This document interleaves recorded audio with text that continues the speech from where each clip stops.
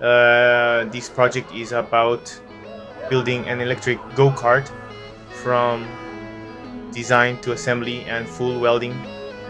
A journey of crafting every part with my own hands. How a single line drawn on paper slowly transforms into a real tangible structure. Let's walk through that process together.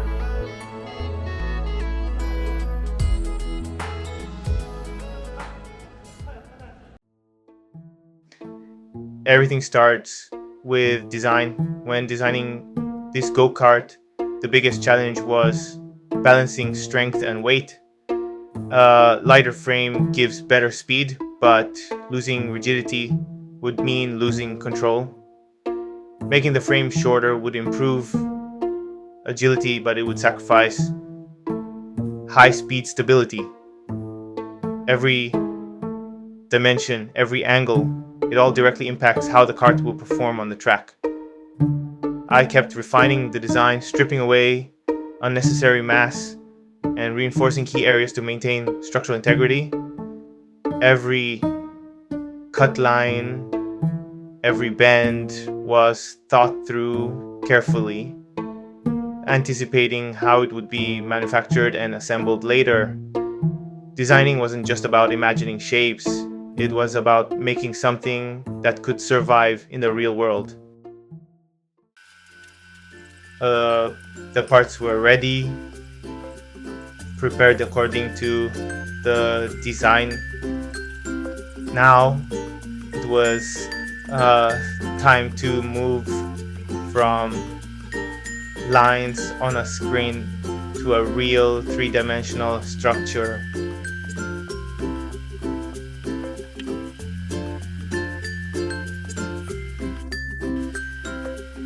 Temporary assembly isn't just fitting pieces together. Each time I placed a pipe, I had to visualize the entire frame in my head, checking levels, verifying diagonal measurements. At a glance, everything might look aligned, but even a few millimeters of error would snowball into a twisted, unstable frame. I constantly checked with the spirit level and tape measures, adjusting over and over. Every joint needed to be perfect, not because anyone would notice right away, but because in motion, every tiny imperfection magnifies. This phase was slow, repetitive, and full of double checks, but it's where the true understanding of the structure is built.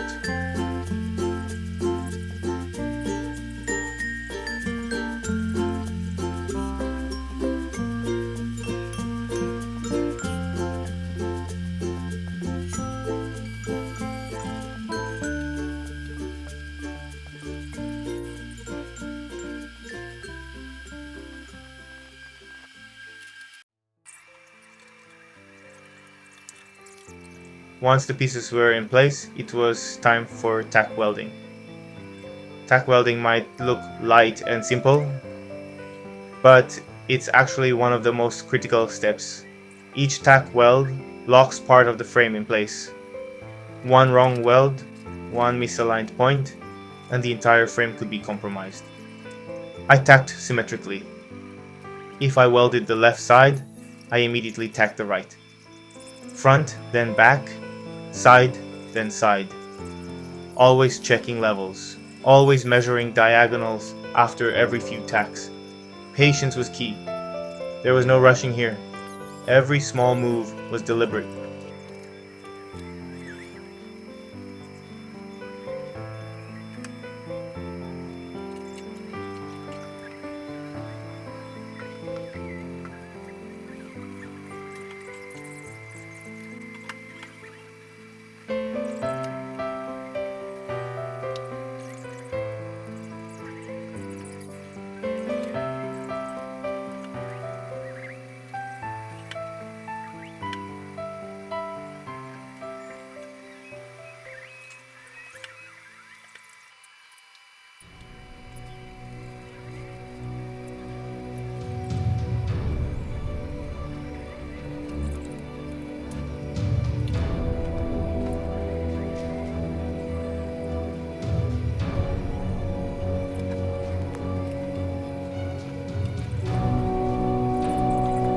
and then full welding began. This is where the frame stops being fragile and starts becoming a true structure. Welding isn't just melting metal. As the metal heats, it expands and pulls. When it cools, it shrinks, and that shrinkage can twist the entire frame.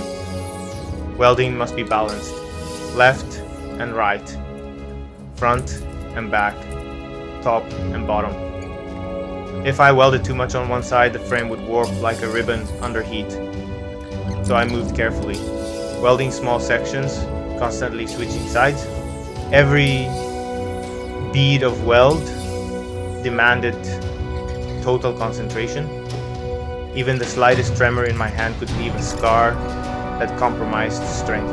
I could feel the frame breathing under my hands, expanding and contracting with every burst of heat. Every few minutes, I stopped, measured, checked, adjusted if needed. Welding isn't just a technical skill, it's a mental game of patience, precision, and constant awareness. And slowly the pipes were no longer just pipes. They were becoming a single, unified body.